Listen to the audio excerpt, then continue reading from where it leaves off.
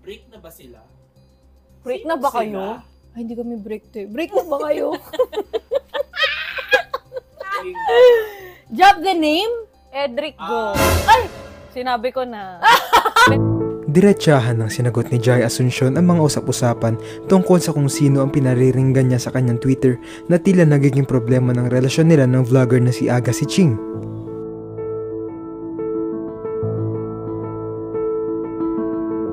Sa latest vlog ni Riva Canary, nakasama niya si Jai at naglaro sila ng Truth or Drink kung saan may mga tanong na ibabato sa kanilang dalawa at kung hindi sila handang sagutin ito ay iinom sila.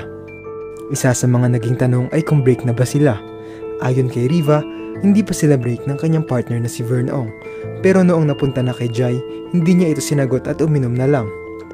Walang kumpirmasyon dahil hindi mismo nanggaling sa kanya pero sa pag-shot ni Jai ay makikita na may pinagdaraanan ang Jaiga.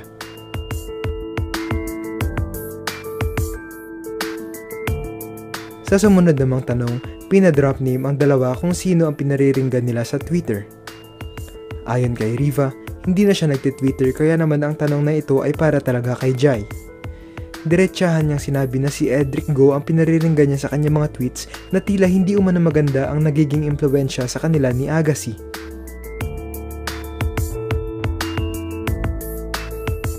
Break na ba sila? Break na ba kayo? Ay, hindi kami break to. Break na ba kayo? Shot!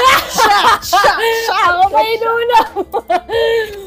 Feeling ko deserve yun ng 3 shots. Ay! Sorry. Isa lang ni. Asan na natin? Ganyan ang shot! Parang alam na natin yung sagot. Wait lang. It depends on how you see us na lang. Oh, yun. Pero shot ko to. Wala akong confirmation. Wala kayong makukuha kay Jai. O, ikaw, Riva. Ako minunte. Riva, ikaw. Kami! Hindi kami break! Oh, yun. Hindi kami break. Hindi kasi ang tanong nga nila, break na ba sila? Sino bang sila? Kung kami po yung tinutukoy nyo, hindi. Kung si Jai, sumat siya. parang dapat sinabi ka. Drop the name ng pinariringgan niya sa Twitter. Parang ako lang yan, te. Sakto, hindi na ako nag-Twitter. So, feeling ko para sa katabi ko yun. Drop the name? Edric Go. Ay! Sinabi ko na. Be, wala magsha-shot. Drop the name? Edric Go. Ay! Sinabi ko na. Be, wala magsha-shot. Drop the name? Edric Go. Ay! Sinabi ko na. Be, wala magsha-shot. Edric Go. May edit out yan. Eh, gusto ko i-shot. Marami naman nating nakakaalam. Di na tapos na yung haka-haka niya. Wala na. Huwag na kayo maghaka-haka. Yun na yun. Tumigil na kayo.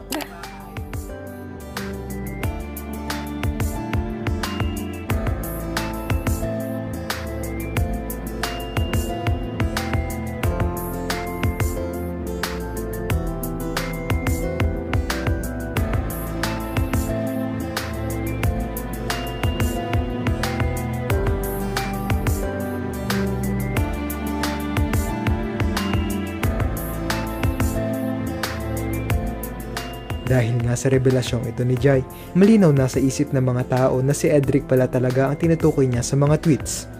Dati ay puro kutob at chismis lang ito mula sa mga netizens, pero ngayon ay nabigyang kasagutan na ang lahat. Ano ang masasabi niyo rito?